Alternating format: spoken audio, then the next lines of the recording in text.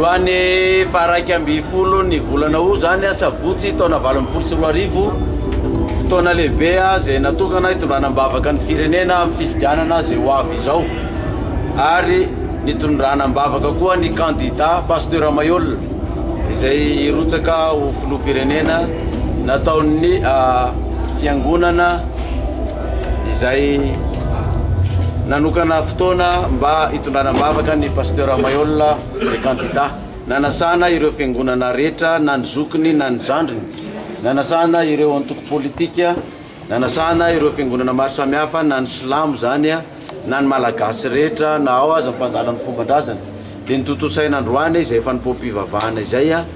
mba hitondranam-bavaka ny candidat Pasteur Mayol zay satria efa tafaperaka somatsara tamin'ity herinandro ity ny taratasy filatsako fidina dia matoky sy manatena fa dia mba andeha amin'ny intsiny andeha amin'ny marina andeha amin'ny filaminana ny fifidianana eto amin'ny firenentsika mba hanarenana ty firenena malagasy ity.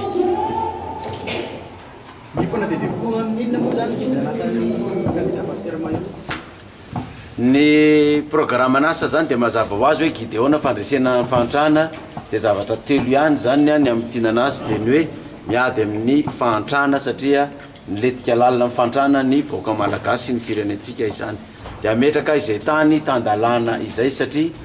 ny tany tsy tandalana dia tsy afaka ny androso ihany koa dia ny farany moa zany araka reny nambarako reny dia ny amerina ireo nositsika madinika ireny sy ny hitrandraka ny ere-pirenenantsika eto malagasy ka hozaraina mitovy amin'ny firenena zay mitrandraka azy ny atsasany ho an'ny tombontsoan'ny firenena tsiraray avy zay hiara asa amintsika ka hitrandraka an'izany arenantsika izany hoe aompana amin'ny fitrandrana ny arenan-kibon'ny tany zany ny fampandrosonan'ny firenentsika ity manomboka amin'izao ka ireo arenan-kibon'ny tany ireo no zaraina tsy miankatra amin'ny vahoaka malagasy rehetra ary avy amin'ny arenan-kibon'ny tany io indray no anaovantsika ny fambolena sy ny fiompiana izay tao hoe 5.700 malagasy dia ao anatin'izay tantsaha izay ka avy amin'ny alalan'izay arenan-kibon'ny tany indray zay zany no hoentsika mpandrosonan'ny firenena fa tsy hiaingy amin'ny fambolena sy ny fiompiana tsontsika satria ny fambolena sy ny fiompiana dia vitsy dia vitsy ny entana ondrantsika ny velany ny vokatra ondrantsika ny velany raha hoarina amin'ny vola izay anafarantsika entana ny velany ka mampitotongana be ny sandam-bolantsika malagasy io fa raha ny arenan-kibon'ny tany indray no ifantoantsika malagasy satria io ny azakazany firenena matanjaka ito amintsika mba hampandroso ny fireneny dia ho fehizitsika amin'izay io amin'ny fotoana izay atongavantsika eo amin'ny fanjakana izany mba ahafahan'ny malagasy mandeha amin'izay filaminana sy fiadanana ary mba handroson'ny firenena malagasy. Tena be le nitondranao pastoral tamin'ny ACC nazonao ambara pasteur. Ireny dika fa tsy mpanao politika zany no mirotsaka ho fidina fa mpitondra fivavahana satria dia fa ela no nampiletika n'ity firenentsika ty tao anatin'izay nitondran'ny mpanao politika zay dia mba anova indray zany tsika ana olom-baovao indray dia na entina ninina mihitsy ny ro pastoral ny ona fa hoe mpitondra fivavahana mpitandrina no mirotsaka ho fidina fa tsy mpandrarà na mpanao politika na mpanao fanatanjahantena.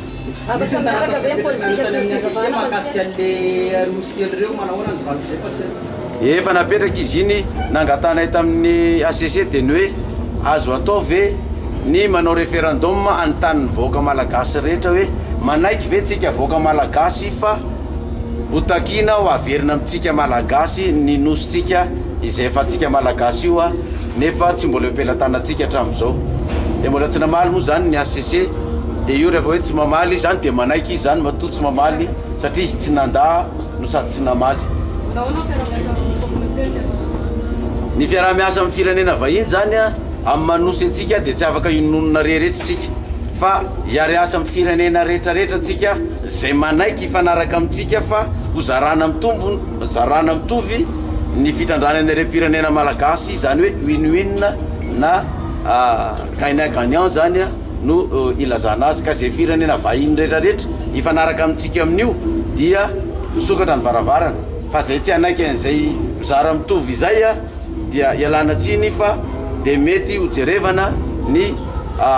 anafoanana zay fifanarahana rehetrarehetra zay efa nataony teo aloha ka tsy anaiky izay zara mitovy izay fa zay anaiky an'izay zany dia avozina indray ny fifanarahana zay efa natao hatramin'izay fa izara mitovy ny fizarana ny repirenenantsika eto firenena vahiny mba azo tombony itsika koa mba azo tombony satria tsy mbola manana fitaovana itrandrana andreo repirenentsika ireo itsika hatramin'izao zany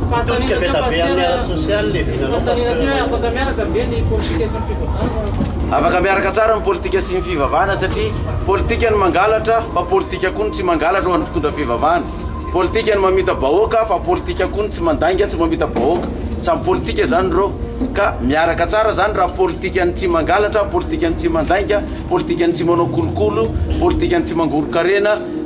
politika ny tsy mamaly faty no politika ampiarina dia miaraka tsara zany satria zay ny politika ny baiboly zay nambarako to zay afaka ampiarahana tsara zany izy fa raha ohatra hoe politika ny mangalatra sy ny mandainga sy ny mangoro-karena sy ny mamanao valy-faty no politika hoentinao dia tsy miaraka amin'ny baiboly zay tsy miaraka amin'ny soratra masina sy ny fivavahana izay efa vevetako zany fepetra fa namoroso anaty fifidianana hoe tena izy filaminana tanteraka na fahitana ny vavahana zany a dia mba isiany filaminana ny fifidianana satria raha tsy milamina ny fifidianana dia ny firenentsika ihany no mbola hopotika eto na inona ho ataontsika ary izay mihitsy nefa ny fanapa-kevitra andraisina hoe tsy maintsy hanao an'ity fanorenana ifotony ity fa zay nilatsaka rehetrarehetra na izay mpitondra ankehitriny dia mbola tsy manana hevitra ny roso amin'izany ka aleo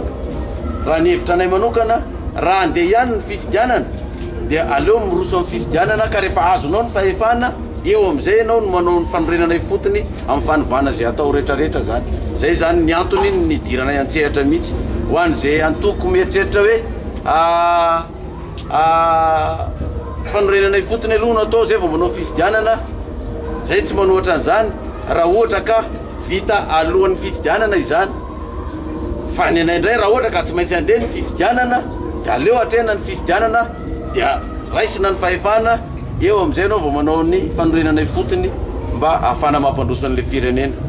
isan'ny resabe any amin'ny faritry toliara eny resaka toliara sende paster aizavaiza ny hevitra mahakasika an'izy za dia mitovy hevitra amin'ny vahoaka ny toliara satria ny olana eto amintsika mako amin'ilay repirenenantsika malagasy dia zao tsy misy fampiarana amin'ny vahoaka tsy misy fifanazavana amin'ny vahoaka ny vahoaka toerana tsy malala hoe inona ny fifanarana tamin'io inona ny tombontso ho azonay amin'io fa avy hatrany dia midina ny mpitrandraka midina ny firenena vahiny dia rary ny sintsy ny legasy raha idrikina tsy anaiky an'izany zavatra zany hoe ahoana moa zay gasy ny tsy mba ahitany maminy sy ny tombony amin'io repirenena io fa ny vahiny foana no mahita an'io ka za raha tonga amin'ny fanjakana alohan'ny nitrandrahana ny repirenenantsika malagasy amin'ny faritra tsiraray avy dia hidinay fotony antany ny vahoaka malagasy hoe mety amintsika ve nitrandrana ny arenantsika ty fa izao ny tombontso ho azontsika malagasy ho vita ny lalana tsy andovolany marary tsy andovolany mpianatra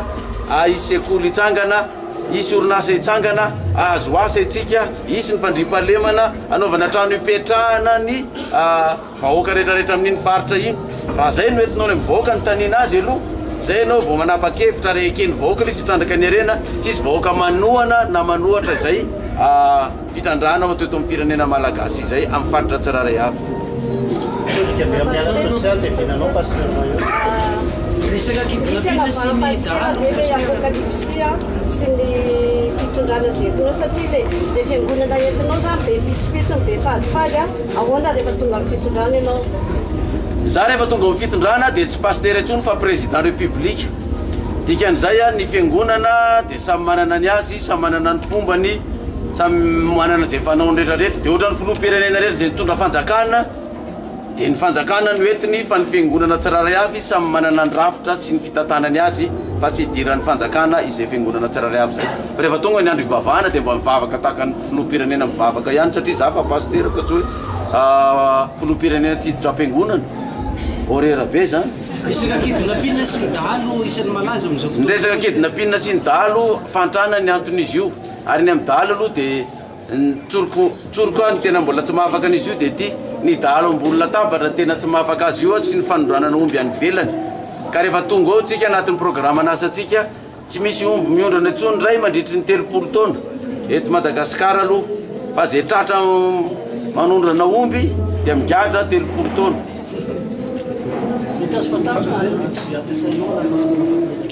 Bidy ampiasaina anatin'ny fampelezan-kevitra dia mbola angatahana any amin'Andriamanitra dia zay omeny eo no ampiasaina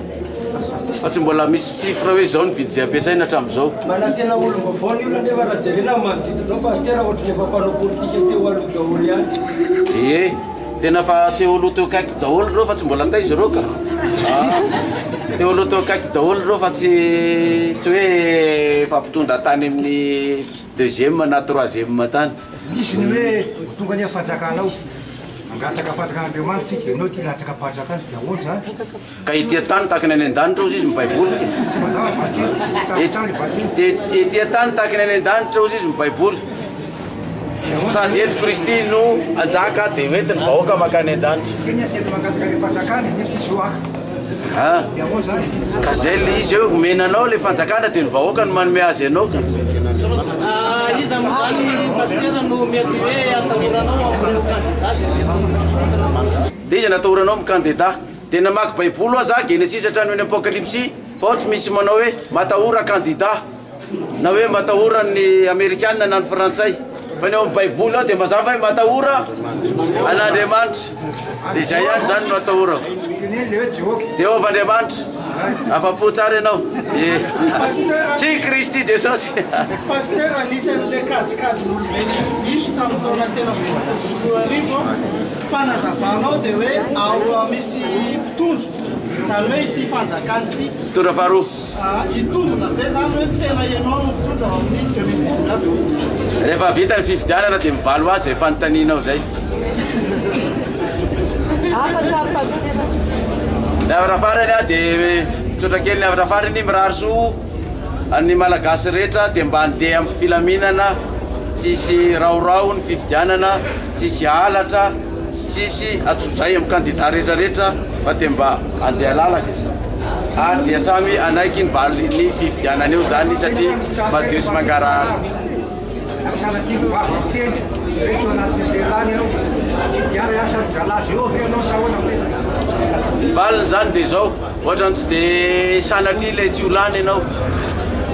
fa raha sanatria raha lany ianao dia hiara iasa amiko very zalahy reo. Zay ny valiny. Ka tianao ny hiara samy lalany ianao? Miara miasa amin'ny malagasy rehetra. Le candidat rehetra ka? Malagasy anie ny candidat fa tsisy karany. Ka valy mazava ny koa nge zany amin'ny malagasy rehetra na candidat izy na tsy candidat zay manaiky hiara iasa dia misokatra ny varavarana ampandroso ny firenena. Amen.